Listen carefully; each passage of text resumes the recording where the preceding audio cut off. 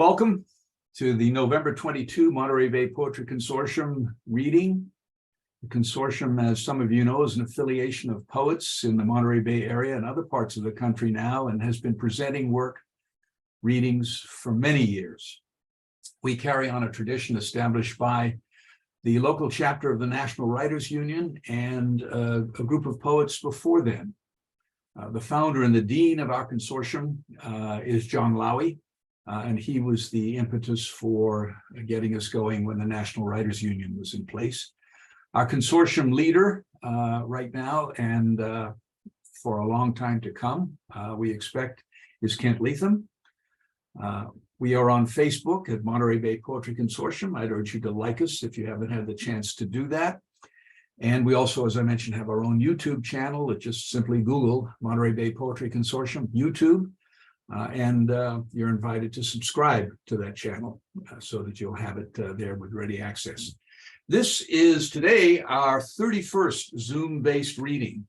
We're in our third year of online readings, and we're connecting with poets and audiences around the country and around the world. All of this as we continue still to work through the pandemic and its variants, and as we endeavor to find some kind of new normal and equilibrium in this post-whatever-it-is world. It's a roller coaster ride still that we're on. And all the more so, that's a good reason for the invitation today that we're extending you to step back, experience the world through the lens of poetry as the lens sharpens and even softens at times, and enjoy the community of poetry and poets, outstanding that they be, brought to you by the consortium. Today we have two stellar, I was telling my wife, rock star poets who are going to read for us, Cate Lycurgus and Sara Michas-Martin.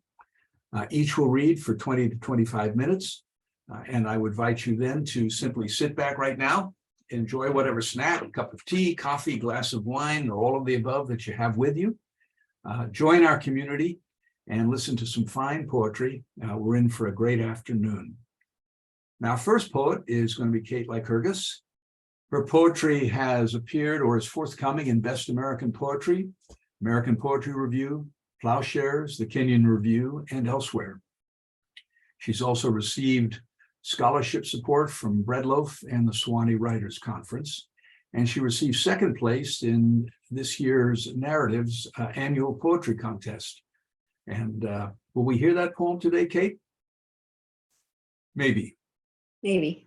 Okay. You might hear one or two of them. Okay, great. Cate lives in San Jose, where she interviews for 32 Poems magazine and teaches professional writing. And you can find her she has a website, wonderful website, at www.catelycurgus.com. And what you can do is Google that, and you'll get there very quickly. And she's got a nice set of her poems there on her website. So Cate, thank you so much for being with us, and over to you. Oh, well, it is a huge, can everyone hear me? Okay. Yeah. It is a huge pleasure to be here. I thank you, Bob and Kent and Jen and everyone in the consortium. It's such a treat to spend a Sunday afternoon with poetry, and an especial honor to read with Sara, who was one of my first poetry teachers. And so I'm really honored and a little bit nervous today,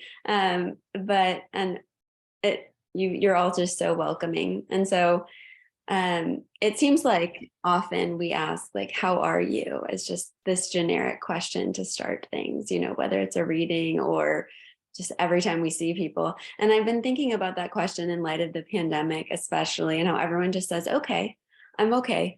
And what does the word okay mean? And I think it means so many different things, and maybe even sometimes it means not okay. So that's where this first poem is coming from. It's called Checkup. Checkup.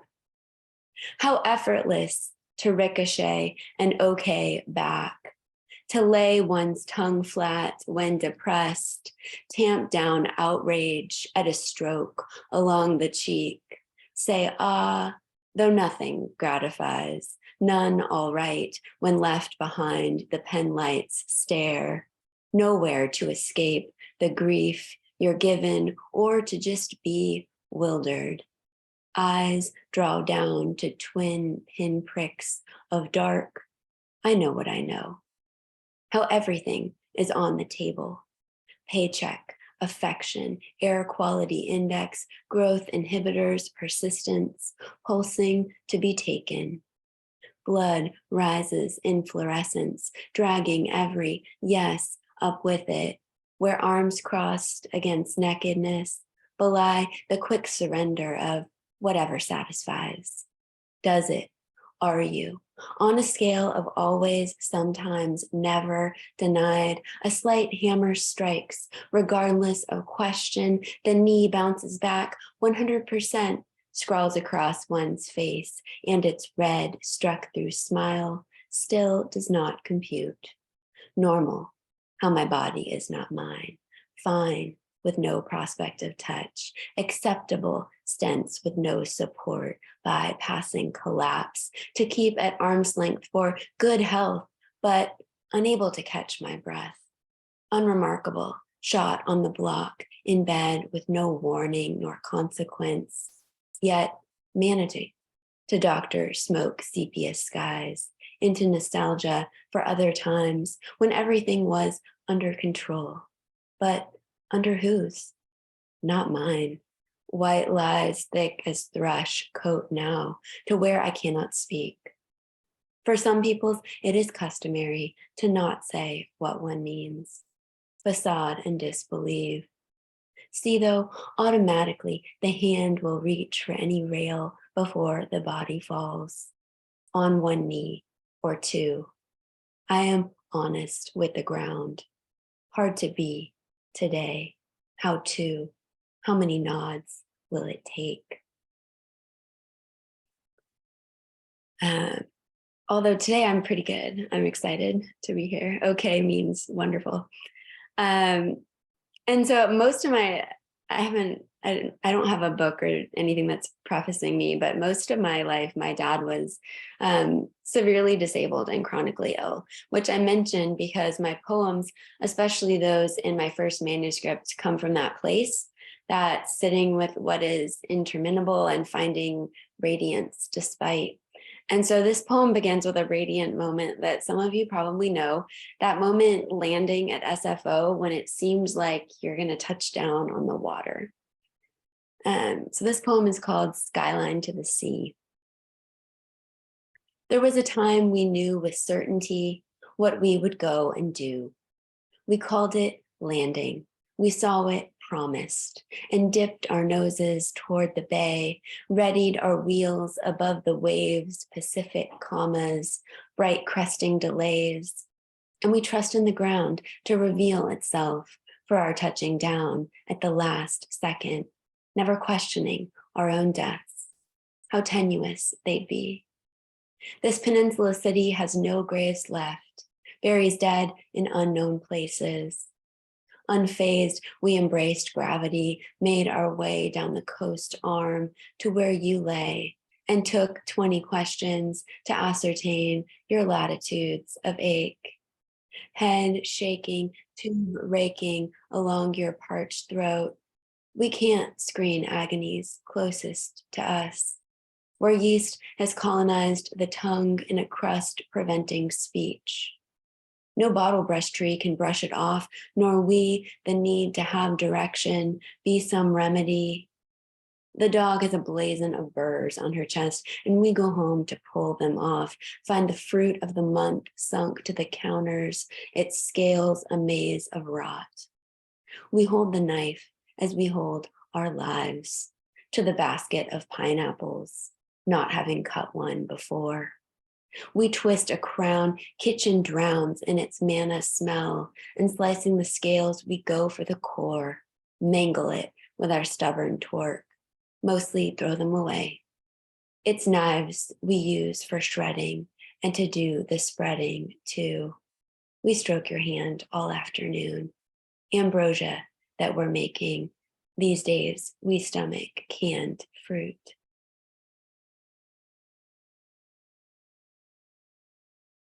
So a lot of times I think of poems as my sort of gasp against what I don't know or what I can't even seem to articulate. And sometimes this is implicit or just my practice, but sometimes it comes out explicitly. And so I have a number of poems that are, I call them my Dear Lord poems, but they're these prayer poems that just come, Dear Lord, if there's good in store, Dear Lord, if this is meant to be. So this is one of those poems. So Lord, I think I figured out the light. The dark is always on. The other side of bright, it cuts a fine figure down the hall. The taller silhouette suggests a light must shine back of me. And if it's you who's got my back, who coils the tungsten, flips the switch, tell me, please, the trick to lighting up the world, or maybe just one bedroom of it. One small fixture on the wall, since I cannot sleep or breathe or see what might be front of me. Teach me how to cancel grief. Abacus, algebra, abracadabra, I cuss. It all adds up to total blackness. Even votives lit in devotion are just motions I am going through. Where are you? Under a bushel, barrel, sack, cloth is all I feel. Can't see you, your order of operations, or any sense in this. Oblivion, livid, I am white, hot, bulb, shot, wick, frayed, cannot lick, my fingers pinch, darkness out with or without you, standing by, your night, your light, don't think I can withstand them. Lunatic. They branded me a lunatic. It was a tick. I could not sit. I had to storm. Static clicked its heels when I refused to heal. To heal was running out of my mind. Lunettes of sweat met up with runlets. Let them fret to half moons of my instep. Once your sweat, you can't get wetter, don't need shelter. I hightailed it with my ponytail, a trailing rope that splayed, that played my face a lightning through the sky. The step, it lightened up and thunder clapped. For me, I high-fived, roar, for each of the 3 times they said, too stubborn like a Mustang. Why you have to run. Once born, we must muster ways to cope our slopes. I'm stricken with this bolt.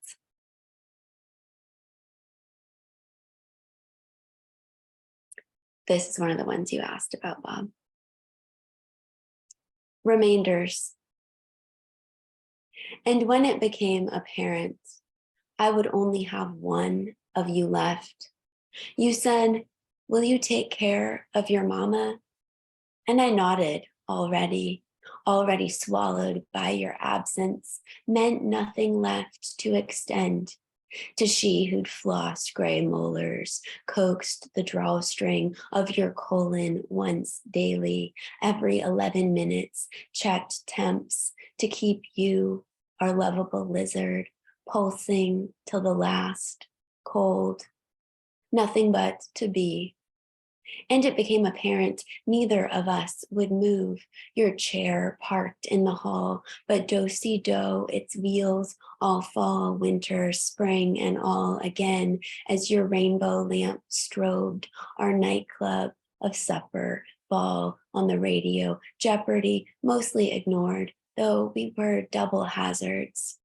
A speed-walking grief that tripped her, broke her hands newly idle, forever unable to stroke a temple or undo a pill bottle's simple suction.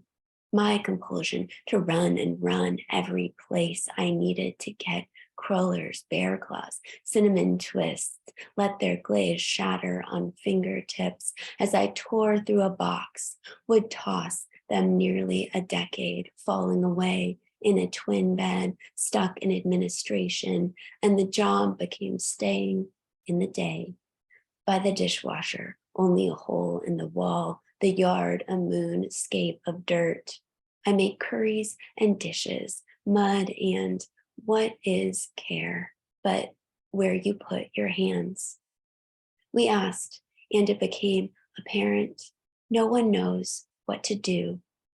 Apparent merely a person soon lost to the mathematics of loneliness, one she cannot solve. For me, for we, I'm being careful. I will. Teach me what it means.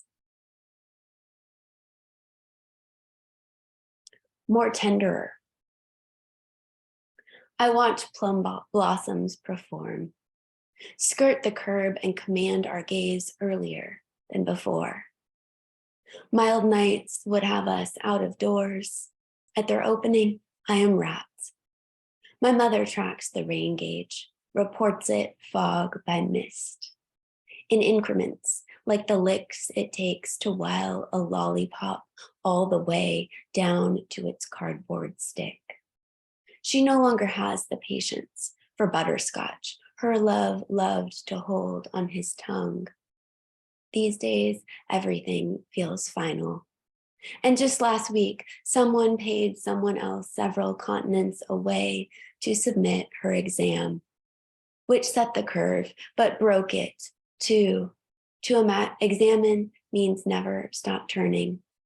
Questions over and over again, never bowing one's eyes. Why do I want an encore? Nothing worth repeating is complete. And yet they say, keep breathing. I'm lightheaded, want to go back a decade, if only to jazz it up. More tenor, more tenderer. Diminished sevenths, since what else can I do? She failed the course. She got expelled, took the path a meteor would. I train my eyes towards spring's lyrids, study their waxing, their burn. I admit I am not done, cannot stop reading each magazine back to front. Do you prefer prunes or the petaled confetti of lost causes? Say, when it comes to denouement, do you take yours sudden or sweet? Say curtain and mean two things. Say there is a second life or a first that will never leave. Okay, this one, slight disclaimer, I'm not a singer. Singing is not my forte, poems, but I'll sing a little in this one. Gray skies when I hear, you are my sunshine, and think of the lawn chair I'd rake across the asphalt of my first apartment complex lot years ago, matchbox window, Midwest gloom, to catch a spot of sun. A tan had nothing to do with it, nor cabin fever, since I'd brave his porch long past frozen, and me no smoker, in it for the long haul. Fire at the tip of the cool at the lips of the light I was chasing. Soon learned the part sun, part cloud logo, forecasted clamped down gray, that I should be ready for sunbreaks. The weakest drove me down to the truck, chair blanket book, couldn't miss the parting. Neighbors stopped leaving Cali tan coupons, brought cold smiles of melon instead. Thought me more than a little touched, lying in the bed of the Ranger, waiting to be struck, not from here. The richer the light, the longer dark shifted below my eyelids' cantaloupe glow, even back inside. And everything that I craved receded in haunting shapes. Then I orbited a man with constellations spanning his arms, plus the most merciful touch, breaking eggs to their pan. Sunny side up, whole even, as he was yoked to another, her orbit. And this was the bind. Or that I swallowed a magnet at birth and couldn't iron it out.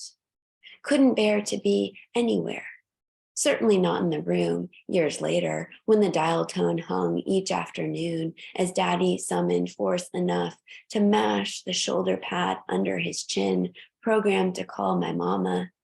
He wanted her to know, "You are my sunshine, my only sunshine." He slow croaked, strong or strained, according to heat, how late the day had lapsed. "You make me A breath, the machine cut off.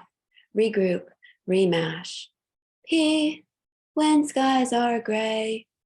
Though he never knew, as one shadow grew into another, what time she'd click through the door. Some days he'd call once more. "You'll never know."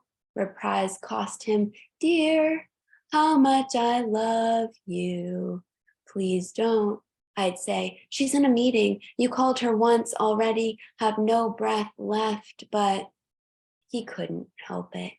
She on his mind all the time, as ours are, on the worlds we have, and she would circle back. Bodies in orbit pull so hard, tides form. I'm still in the undertow. Or I can tell it this way. I followed original light west, and now the light has left. Yes and no. In one lifetime, a dead star never goes out, but careens through the skies. My hometown has no streetlights and 257 sunny days per year. Came to pass in rooms awash. Did I mention that at the root, home is akin to haunt? Let everything happen to you. I'm haunted by all my loves. Or I can say it like this. My son spoke in bonfire and brandy wines with what he could raise and raise, which amounts to the same thing. Drew me close, left no record, voicemail nor declaration. I was there for the singing, the song I can hardly recall. As I lie sleeping, I'll hear it sometimes, a heat from far off. When I awake, a changed light behind the blinds shifts into gear, each turn farther away, and oh, I was mistaken. Words hardly matter. Can't split a photon any further. Dear, a word you can't denote except for its location. So close, but you'll never know, dear, how much I love the sun full on my face. What I mean is, I love what can reach me and have all the time, what can be taken.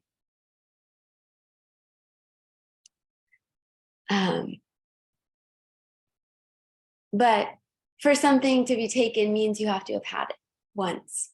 And I don't know about you all, but I feel infinitely blessed. Every day I wake with coffee, pain-free or free, or every day that I wake. And so my dad always used to say that from those to whom much is given, much is expected. And so this last poem speaks to that condition of blessing. The giving. We were gifted. We were spendthrift and slightly adrift in the current. The present we untangled, endless as kelp, whose bulbs we raised up to find buoyancy crushed. Not from us, we were helping. We thought we'd been gifted. Unbridled light or an overtime win. Floorboards flush with gas, unclutching the road-brushing bend of coastal acacia, their gold film of pixie dust brimming our eyes. We're given dogs lifting their sweet scolded faces, steel bridges as bracelets studding the water, our waterway veins raised up through our arms. We were lavished with dancing, the sock hop that started refusing to stop till sweaty on carpet. We fell and we melted as butter asunder. We're given surrender of into each other. We're gifted slight hands, so we threw makeshift spirals, strung cartwheels through aisles, and then in our side lot, plotted with weeds, We learned how to volunteer, how to maintain. Our gift was repair. We were given thick voices from back pews of teeth. We thought we could give back the loose side of lightning, could retract its fracture, rub salve where it punctured, pre and post given. Post rain in stillness, post lager with foam. Post frozen, we gasped through dark walnuts of lungs, wanted to offer their toasted aroma, but could not lift up our tangled, charmed limbs, till warmth of a doorway, of one not our own, cracked open our chests, found us bereft, unlocked the locks on our possible selves. Thank you so much. Thank you, Kate. That was absolutely wonderful. There's a how to put this? There's a tenderness to your poetry. I felt at once sad and happy at the same time. You started out by saying you're okay, which in this case means you're wonderful. And I think that this reading by you, your gift to us today, was more than okay. It was more than wonderful. It was just terrific. I read your poem Tenderer on Narratives page, and it was wonderful to hear you read it. And I love the line. I noted it when I saw it in writing, and then when you said it now, nothing worth repeating is complete. That is so wise. And you know, your journey as a poet is not complete. You get to repeat over and over and over, I hope in your lifetime, a lot, the kind of things that you're creating and that you shared with us. The line, what is care but where you put your hands? That's incredibly beautiful. And you talked in the beginning about we were gifted, and yes, we were, we are, you are. And I loved your Dear Lord poems, the concept of being a gasp against what we don't know, and your cry, tell me the trick to lighting up the world, dear Lord. And I think that what we had today was you lighting up our world this afternoon. It was wonderful. Thank you so very much. And we didn't stay in the stratosphere. I loved your line, I am honest with the ground. You are definitely grounded and honest with the ground. And thank you for sharing with us today what you did. Thank you. Thank you so much. You're all so generous. It's so generous. Now I'm excited for it.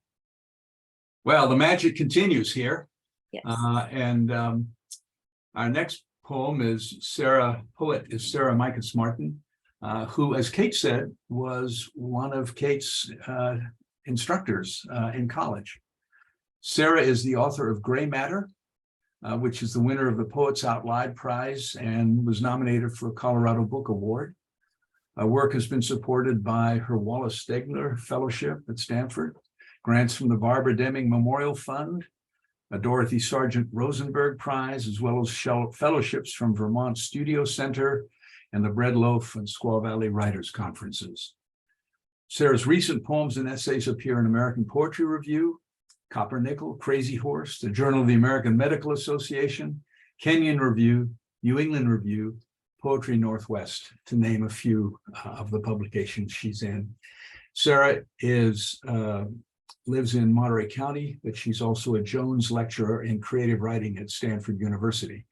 And if you go onto their creative writing website, you will see her name there as someone who is one of the instructors there. So, Sara, thank you so much for being with us. We look forward to hearing from you this afternoon. And now over to you. Bob, thank you so much for the introduction. Everybody can hear me okay? Is it thumbs up? Okay, perfect. Thank you so much for the introduction. And just want to say thank you also to Kent and Jennifer. I'm so delighted to be invited to participate in this series.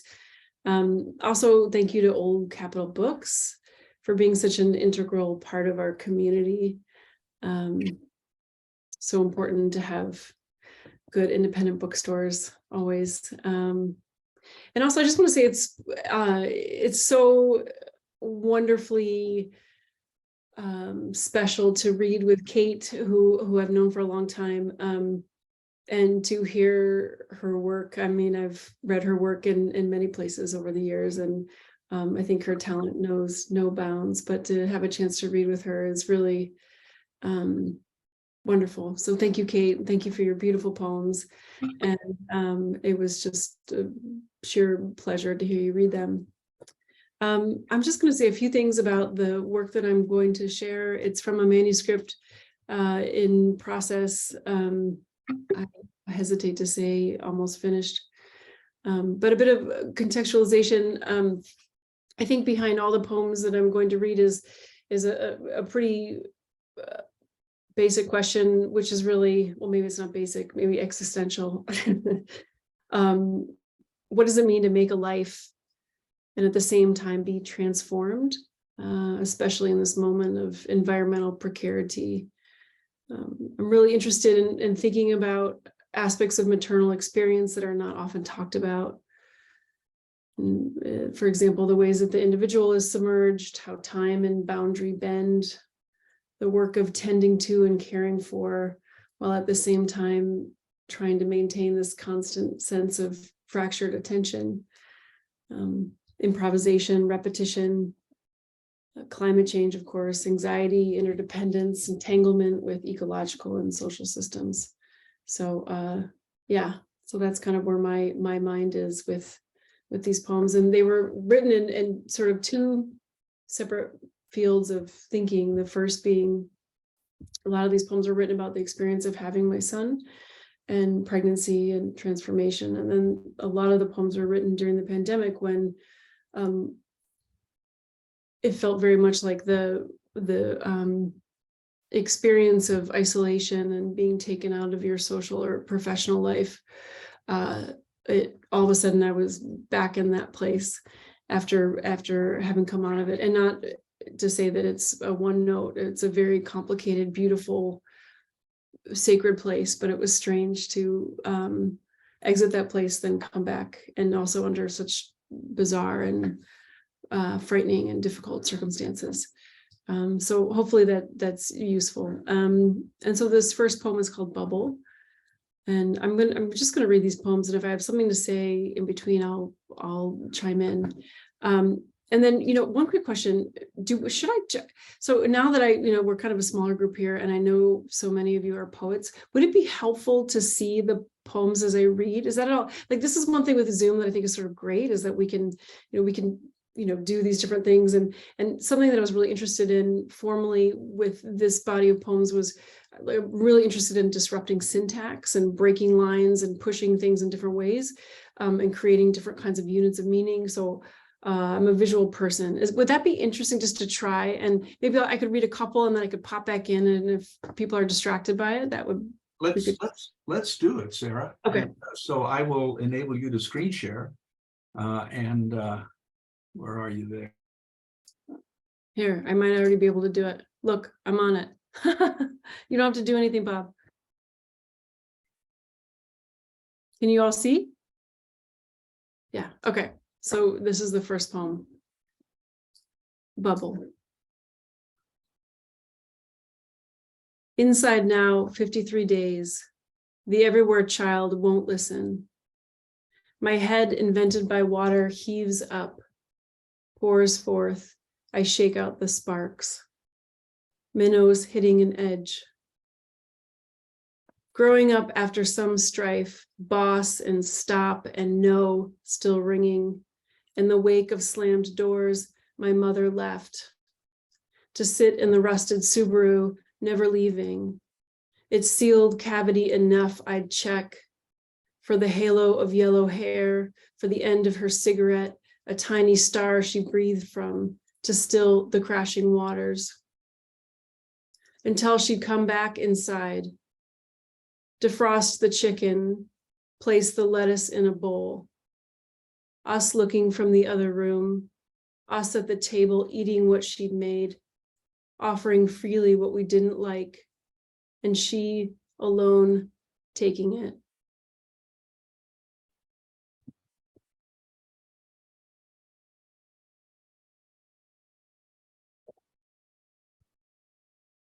visibly pregnant. She's a heated star. Everyone's pulled toward cracked planets, or a season's first snow. Huge what's coming. A soft filling in, then roads that send you sliding. At the sight of possibility, we become the tongues of mice, curious about the forest floor or the quality of ash produced by a burning house. Teeth quickly outgrow a mouse. They should be tusks. It's work to train on wood, to file back a constant. Biting down over the years, I've sharpened my incisors. I grind through thoughts, parasites, I host other worlds.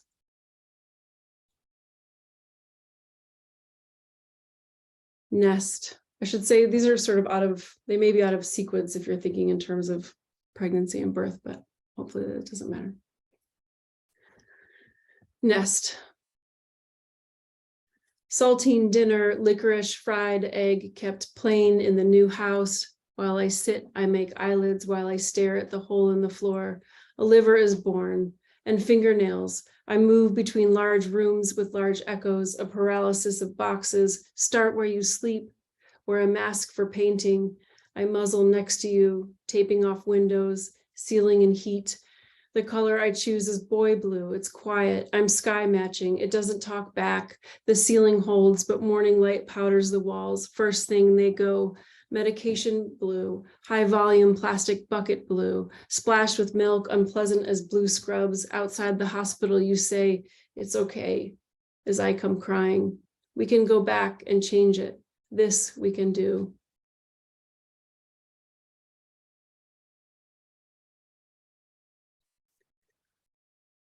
So this poem, just a little bit of context. I write more about this in nonfiction, but I wanted to find a frame in poetry. And there was a study published in 2017, which I think is notable in the fact that it was published in 2017, where using fMRI technology, they looked at the brains of pregnant women, and they found a huge change in gray matter.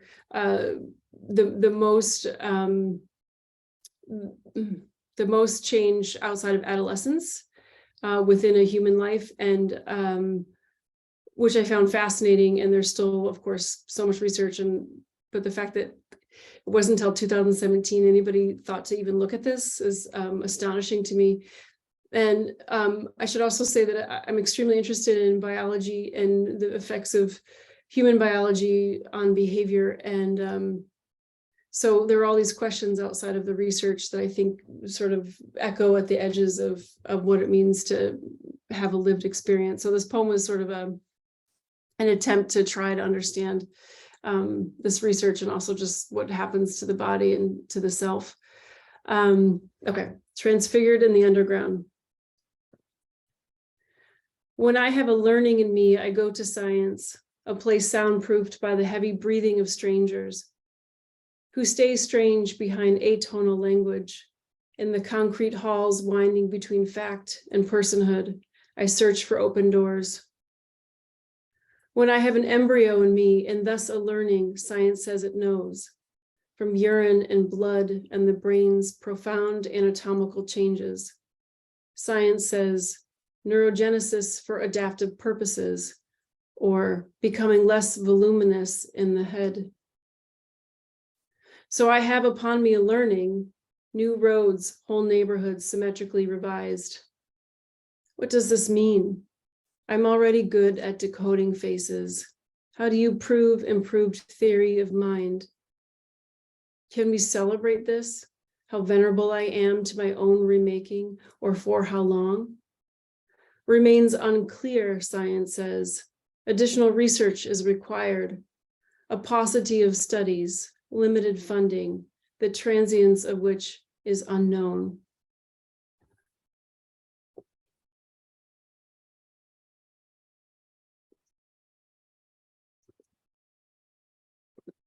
Birthday. An organ is lifted and placed on a metal tray. Navigational problem solved. Room now for hands. The adjunct magician to retrieve the sleeping rabbit.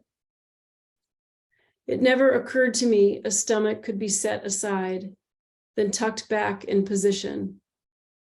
I assumed such structures were fixed. YouTube shows how fingers work an incision. Nothing like filleting a fish or sculpting fast-drying clay. Maybe seam-ripping denim, threads cut, then yanked apart. For all of this, I was gone, made to disappear.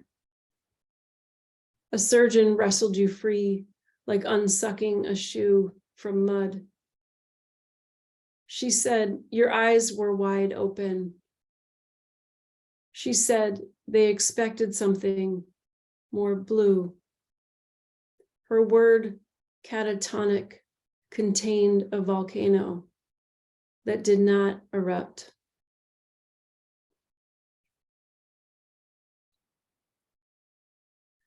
Possible. Okay, since I know I'm in the company of locals here, I just want to share a few things. One, during the pandemic, there was a woman on Nextdoor who had put webcams into her owl boxes.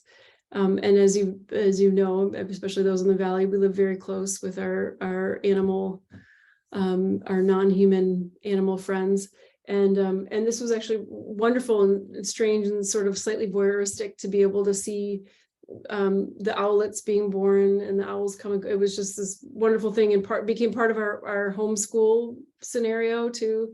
And so that's part of the story. And then there are all these other parts of the story that sort of are folded in during this moment of social upheaval, and of course environmental degradation, and this question of the way that we're all so deeply entrenched in an ecological system that we so easily sidestep and I think ignore. So anyway, I'll read the poem. Possible. Everyone's talking about the dead owls on Nextdoor. Oh, I should say that the owls died, and they think it was rodenticide introduced into the food chain. Sorry, I should add that part. Everyone's talking about the dead owls on Nextdoor. Kathy in Tehama is beside herself. She loved those owls. Through her Nest Cam, we watched the male approach daily to offer a limp thing to his mate who couldn't move until the clutch appeared downy under agitated wing. It's possible mice burrow in floorboards, mice in walls, sample poisons, mice in engines cooling. It's possible to cut the back of your hair without looking, to shave your legs on a floating dock if you roll with the swells. When neighbors cut an 80-foot pine from our sightline, it's possible evicted birds will trouble the whole. It was doctors who invented the chainsaw, a marriage of teeth and wheel, to speed removal of stuck babies trying to be born. Think of all the places we've traveled on the forward aim of a circle. It's possible trees reach nightly into the brains of children to shade them from our mistakes.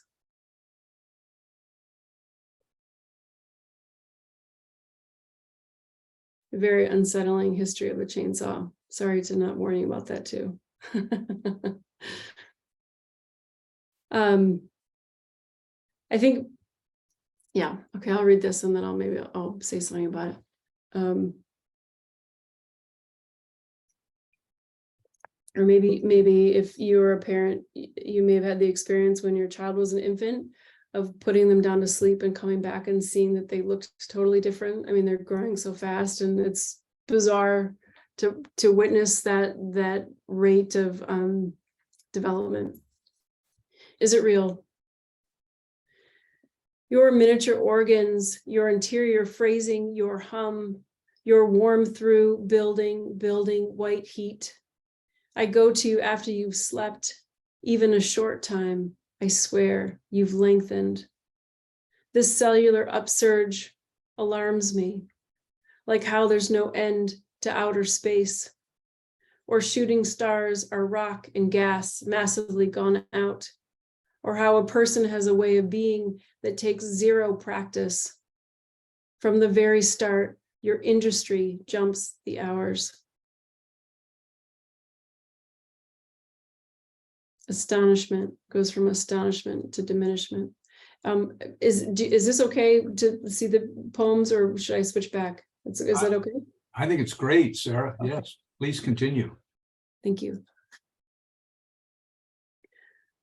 How to become invisible. It's not that people don't care about mothers. It's that they can't see them after the bones have been relieved of so much calcium. A new mother is a doubled up idea, muddled in diameter, who presents socially as a team, but is mostly alone, plugged into the sockets of the house, body sourcing its history of fevers, while the kitchen swells with plates. She wants to sleep a little in each room like a cat, without that weight or cry rupture. No damp bruising with the letdown, before time again to latch. Mammalian swirl, a wave breaking, her far center's cord thinned and sucked out, frame hollowed into shadow, and that too folds in, enters the straw.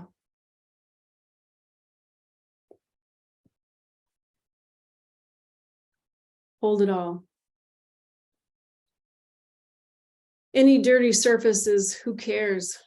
Is it that messy? Does it resemble a stairway to fine? Your very own normal? What is normal? The vice needed in the after part of travel, foot traffic, olive oil, vacant land between social scenes, prefrontal captioning, the suckhole promise of information chasing. Click by click, no one knows what they're doing. Your doctor's asking if you know a good doctor. How can you remove arsenic from rice or pharmaceuticals from bathwater? You can't look away from the dead lizard stuck to the wall of a dream. Were you supposed to? Could you fix it before you ruined it? Do we have to own things? My way of folding clothes versus your way of folding clothes, non-flammable pajamas, a piece of an online painting, a house and a yard and ocean access, our shoulders in front of zoo animals, the forest, the Cheetos bag you find carefully woven with grass into a nest, the familiar orange of that label, loud and clear. By 6 months, a baby understands most of what is said. Dog, rain, juice, soil, bread. That's actually true, which I find just fascinating, that children that young can understand language that early. It takes a long time to be able to say it back, but middle life. When I got up, a dead beetle where my back had been, not a tick. Should I be glad? My blood untouched, the body sliding board. I don't understand. My tongue feeling large for my mouth, a loose bone floating in the foot, receiving impact, this being subtle and not so subtle. This evolving, my restless squirrels, my own exposed waiting. For what?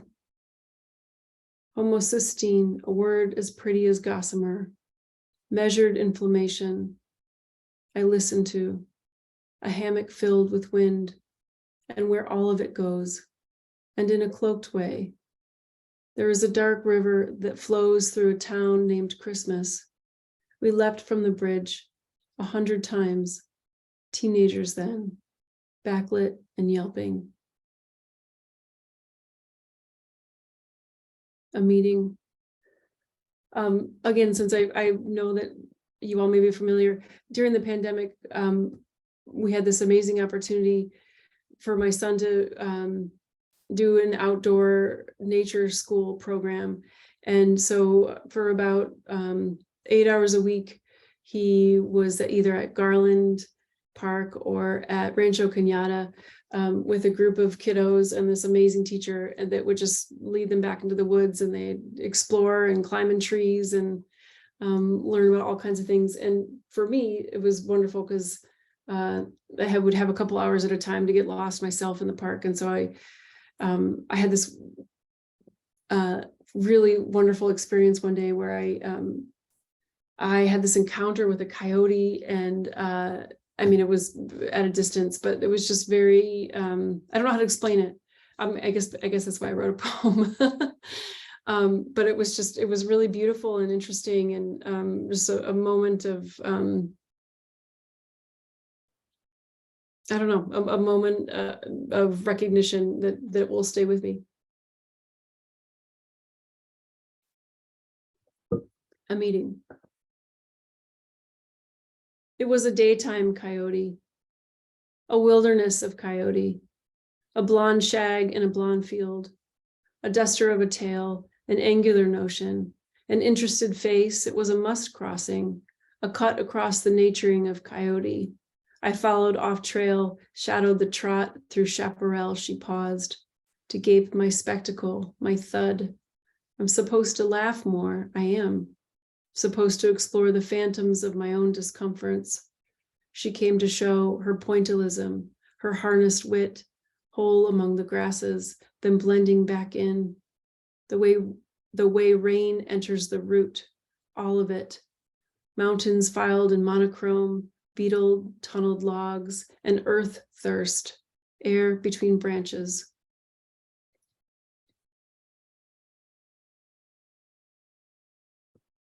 This is another pandemic poem.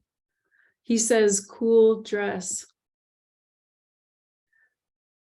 At the grocery store, be a person talking to another non-historical person, just two people expressing social impulse in a time of social distance under Easter egg balloons. A simple exchange, the taste of oat milk lifted to a belt. Be a polite, say thank you person, doing the work of holding back hunger through purchase of foods, not managing for a moment, the moment or expense. Be a person in a grocery store, not a woman responding to a man, glad at being seen. Squinting also, not hips, not brackets for a horizontal scar. Exit point, the child, if here, would ask for gum. Ask. Dr. Pepper, not butter. You don't have to smile for the benefit of others looking in. You're not a wife here, a target, nor a bright flower, not 23 on an airplane holding for his unloaded destination, not a washing machine for quarters, not a body, a snowdrift sinking toward a heavy state taken by the dozer of insomnia. You can be a person who quips thanks and goes out, solid on bare legs, a player in the theater of back and forth, an exercise in human dialogue, basic visibility proved.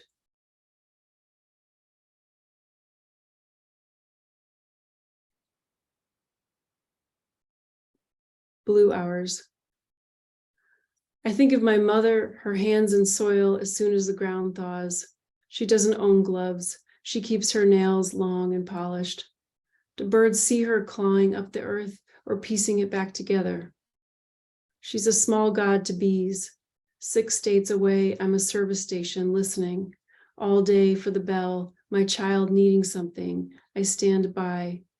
Without a seed planted, what is my art? What is my taste for fast and slow music? How do I climb out of the crumpled ocean at intervals gone smooth? I think from the bottom at this hour. I filter feed on the dark parts, this state of mind where the cold fans out before the sequence ends, starts over in better light.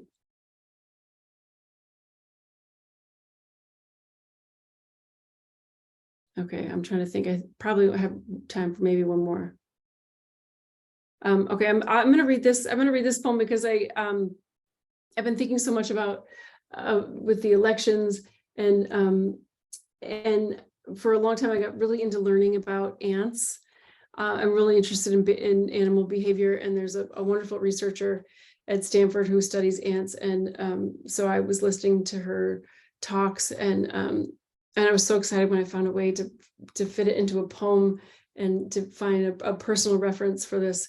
But thinking about government, and hopefully from the poem you'll understand, but ants are super cool, and try not to kill them because they're amazing. You were drinking orange Fanta. You were drinking orange Fanta, had decided it was heaven. Up there was swimming pools and cake everything optioned for the best or worst thing. Me pushing the best way to put on a coat, comb hair, staple corners, write an S, clean the cut, rinse the scalp, hang the towel, flush the paper, free the spider with 2 hands, catch the ball, hold the plate, pair the socks, snag the verbs, before we lose our place, before mushrooms grow in our footprints, or the drink spills again, the ants, all female we learn, at home on the vapor trail, at each moment deciding when to activate, above or underground, with no centralized government. That means no one is in charge of anyone else, which means no one is telling them what to do, which means they network better than computers, sending messages via pheromones, while deep in the nest for decades, the queen makes eggs with the sperm of one mate, which means mom, mom, mom, mom, mom, mom, mom, mom. I'll end there. Wonderful. Thank you. Thank you, Sarah. That was incredible. I attended a lecture too by the researcher up at Stanford, the woman who studies ants. It's fascinating. She takes you into another universe. I can imagine all the little ants saying, mom, mom, mom, mom, in response to how they were created and so forth. Well, thank you for that. It was great. I mean, you started out by asking, what does it mean to make a life, and at the same time you're being transformed, which fit with another line you said, in the concrete halls winding between fact and personhood. You took us through this journey that obviously you're on. Can't wait to see the book when the manuscript finally becomes it. I loved how, fitting in with this, you said in that line in the grocery store, you were a player in the theater of back and forth. I imagine you were at Jerome's in the village. I don't know if that's where you were, but I could just see that. And then you talked about trees shading children from our mistakes, which is wonderful. Children who do seem to grow their cellular upsurges, which you talked about. We have children, as I mentioned too at the beginning. I can look out the window and see him now, our 2.5-year-old grandson, who's grown since he arrived 2 days ago. It's wonderful. And then Garland, the coyote. That's a wonderful, magical place, thousands of acres. And perhaps I thought to myself, maybe that coyote is your totem. Who knows? Hard to say. Well, thank you. Thank you so much for a wonderful, wonderful time. Thank you both for being with us today. I think this has been just an amazing afternoon. And it's just, I don't know, I've said this to Kent and others. I come away from our readings with poets, including you folks and other wonderful poets. I need to sit down and start writing a poem or two. It's just wonderful. So thank you very much. Thank you for giving us magic. Thank you for sharing yourselves too, which is what we poets get to do in this world of where everything is on the table. I think that was a line that was used too, and value is measured in dollars and cents and not in fundamental ways that really count. So thank you both, Cate and Sarah. The magic will continue. We do this every month, and we'll do it again on Sunday, December 11th by Zoom. And in fact, next month, that Sunday, the poet will be 6 poets. It will be the team that really manages the consortium. And we're all going to do a little piece, each of us, of a pop-up. So we will each read for a short period. Laura Bayless, John Dotson, Jennifer, who's here with us, John Lowy, the dean and founder of our consortium, who's with us today, I see, Kent, who is with us, of course, and then yours truly. So we will all read, and we've got we've got the ability or the gift of being able to wrap up a wonderful year. And you two, Cate and Sara, just added to the magic. And thank you so much for that. So I would invite everybody, please, to remember that we're sponsored by Old Capitol Books and the other independent booksellers here in our community that keep books coming. If you need more information, please contact Kent. He will put his email address. He's already put it into the chat, so you can get it from there. And be sure, please, to like us on Facebook and also stay in touch and tuned by way of our YouTube channel. Just go into YouTube, as I said, Monterey Bay Poetry Consortium through Google, and you'll see us. And I would urge you all to come back next month. And I would thank you all for being with us today. It's just been a beautiful way to